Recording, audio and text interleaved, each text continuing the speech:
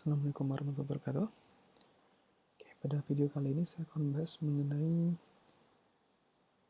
likuidasi perseroan. Jadi di dalam likuidasi perseroan, pada saat penyerahan ke kurator, biasanya kurator akan membuat laporan keuangan dan realisasi atas aset.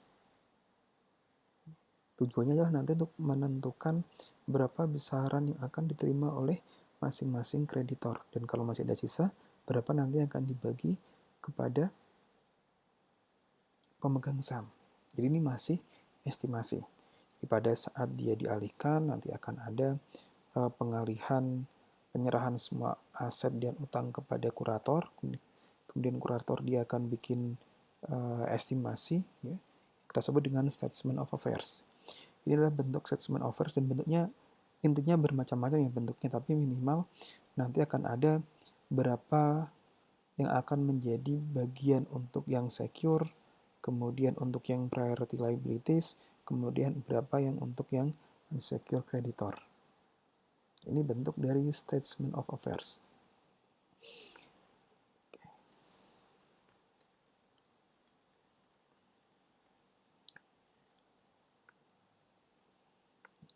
Saya menyusun bentuk seperti ini didasarkan pada aset dan liability dengan mendasarkan peringkat dari masing-masing kreditor. Jadi peringkat pertama adalah yang secure creditor, peringkat berikutnya adalah yang priority, kemudian peringkat berikutnya adalah yang unsecured creditor, dan terakhir nanti yang pemegang saham. Ini yang belum selesai ya, belum selesai saya lanjutkan. Sekarang kita akan coba lihat soalnya di sini. Pertama misalnya ada PT ABCD deh, PT ABC di sini dia mengajukan likuidasi kepada pengadilan, dan di dalam laporan terakhir ya, laporan posisi keuangannya ada cash, account receivable, inventory, account payable, accrued wages di sini ya.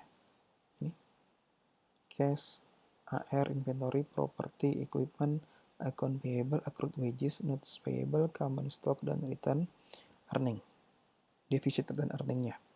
Kemudian dari kurator atau likuidator dia melakukan estimasi berapa nilai yang akan terrealisasi.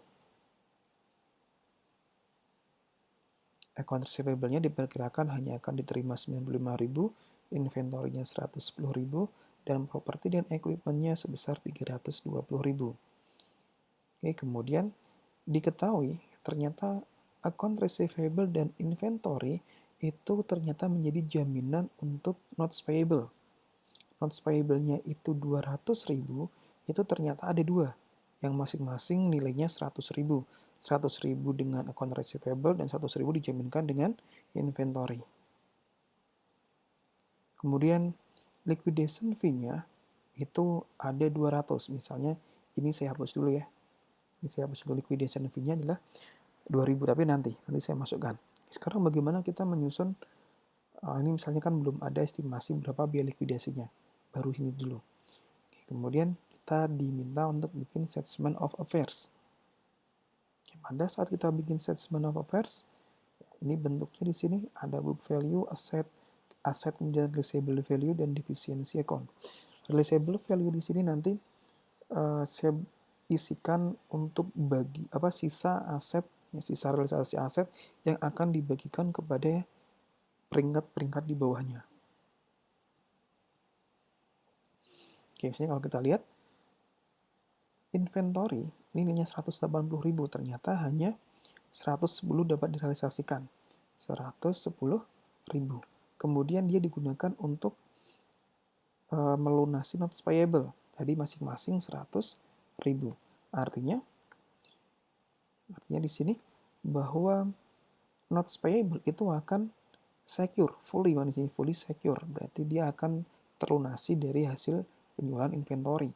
Dan sisanya itu ada 10.000, itu nanti yang akan digunakan untuk membayar peringkat berikutnya. Kemudian di sini bukan fully. Coba kita cek dulu ya. Account receivable 170, ternyata hanya akan menerima 95.000. Notes payable-nya 100.000. Artinya di sini bukan fully ya, tapi ini partially di sini. Ini partially secure creditor. Karena kalau kita kurangkan negatif. Oke. Karena negatif kita biarkan. Oke, nanti yang 5.000 di sini ini akan masuk ke bagian liabilities. Oke, sekarang yang selain AR dan inventory itu merupakan free asset ya. Bukan free cash ya, free asset. Ya, dia nanti akan hasil konversinya akan digunakan untuk membayar priority dan unsecure. Kalau masih ada sisa nanti akan digunakan untuk membayar shareholder-nya. Cash-nya realisasinya sama, yaitu 2400. Kemudian PPE-nya itu 320 di sini. 320.000. Artinya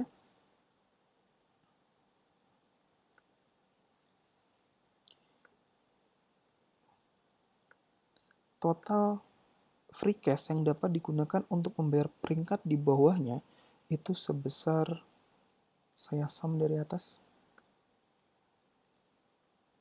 350.400. Kemudian digunakan untuk membayar priority. Ini asumsinya priority-nya adalah accrued wages saja, itu 120.000. Maka di sini saya kurangkan 120.000. Sehingga nanti yang net free asset yang akan digunakan untuk membayar unsecured creditor adalah sebesar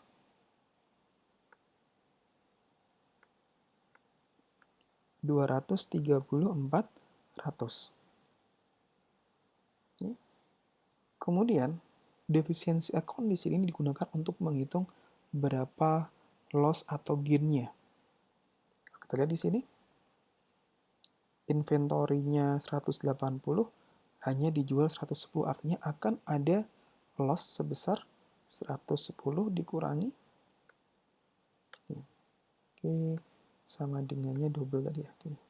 Kemudian AR-nya 95 dikurangi 170.000. Kemudian cash-nya di sini 0 karena sama biasanya. Yang di sini 320 dikurangi 430.000. Kemudian di sini kita tambahkan estimated deficiency. Estimated deficiency di sini digunakan untuk menyamakan nanti dengan bagian liabilities and equities. Ini kalau saya jumlahkan di sini ya, untuk deficiency account-nya itu sama dengan 255.000. Nanti untuk menghitung berapa estimated deficiency to unsecure, nanti kita hitung 255.000 dikurangi dengan bagian liability dan ekuitasnya. Kemudian kita lanjut lagi sekarang untuk yang bagian liabilitas. Untuk yang liabilitas tadi note payable-nya yang pertama 100.000 dia fully, yaitu yang atas di sini. Dia yang fully. Oke. Maka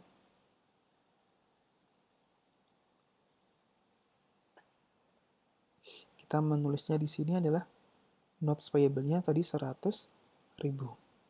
Kemudian yang partially notes payable 100.000 ternyata hanya mampu dibayar sebesar 95.000. Berarti ada kekurangan. Maaf di sini di sebelah sini. Maka di sini akan ada kekurangan 5.000. Kemudian priority liabilities-nya tadi wages-nya adalah sebesar 120.000. Kemudian unsecure-nya itu sebesar account payable, yaitu account payable-nya 350.000. 350.000.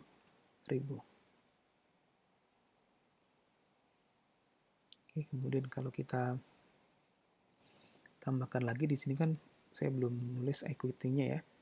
Equity-nya ada common stock, ada return earning. Common stock-nya tadi dengan 400 dan 269.600. 400.000 dan minus 269.600. Ini kalau saya cek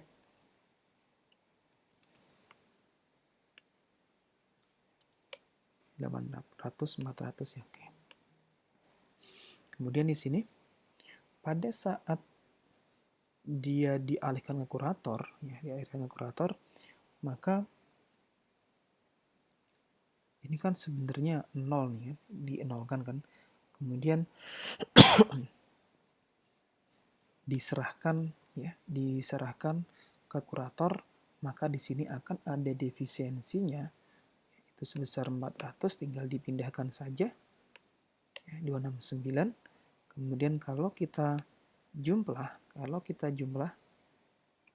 ya, ini sebesar 130.400. Kemudian di sini kalau kita jumlah tadi ya, 5.000 ditambah 350.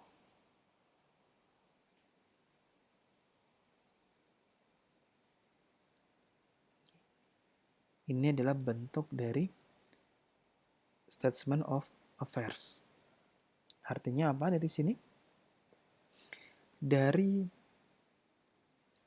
peringkat utang di sini 100.000 itu bisa dilunasi dari jaminannya. Kemudian partially di sini untuk note payable yang kedua dapat dibayarkan hanya 95.000. 5.000-nya nanti akan turun ke peringkat yang ketiga. Kemudian wages-nya 120, dan ini kalau kita lihat dari sisi aset ya, priority liabilities-nya itu bisa dibayar dan masih ada sisa 230.400. Artinya 230.400 di sini nanti digunakan untuk membayar 355 di sini yang unsecure. Ini unsecure kreditornya, dan ini free cash yang tersedia. Artinya 230.400 untuk membayar 355 kan masih kurang. Ya, masih kurang ya. Kalau misalnya saya tulis di sini, maka estimated deficiency di sini ini adalah selisih di sini. 5 dikurangi dengan 230. Nanti di sini hasilnya adalah sama. 355.000. Atau estimated deficiency di sini ya.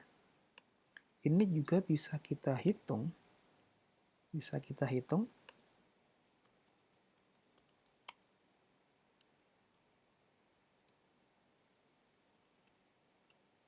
Dari selisih tadi 255 di sini plus dari selisih di sini ya. Ini defisiensinya 130.400 di sini dari RE dan common stock dengan plus defisiensinya 255 di sini, ketemu 124.600. Kalau kita lihat kan nilainya sama di sini. Oke, ini adalah statement of affairs-nya. Jadi kalau saya kecilkan bentuknya akan seperti ini. Yang atas untuk aset, Oke, kemudian di sini untuk liabilitas dan ekuitas. Tadi artinya bahwa ada free cash di sini, sebesar 230.400 ini digunakan untuk membayar 355 unsecured creditor. Masih ada kekurangan 124.600. Ini membahas mengenai assessment of fairness. Namun bagaimana kalau misalnya saya masukkan lagi di sini? Bagaimana kalau ternyata likuidator atau kuratornya dia bisa mengestimasi biaya likuidasi, misalnya sebesar 3.000. Biaya likuidasi dia masuk ke priority.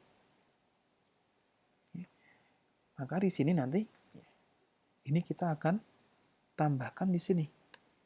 Oke, di sini akan menjadi 120.000 ditambah nih ya, which is payable-nya 120 ditambah 3.000. 123.000. Jadi ya, ininya saya hapus dulu. Oke. Kemudian yang di sini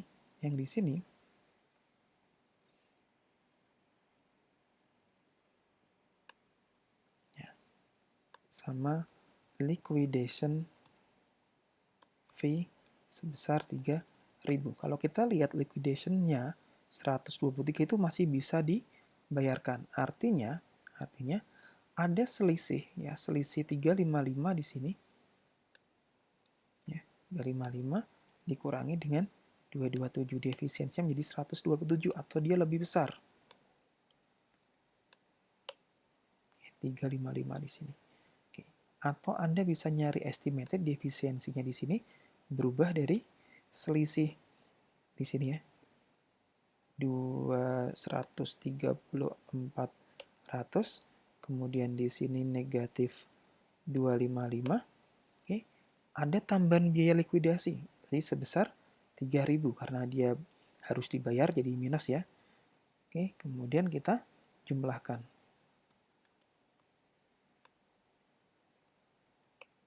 Sama ya, 127.600. Ini untuk mengecek dari mana nilai estimated defisiensinya.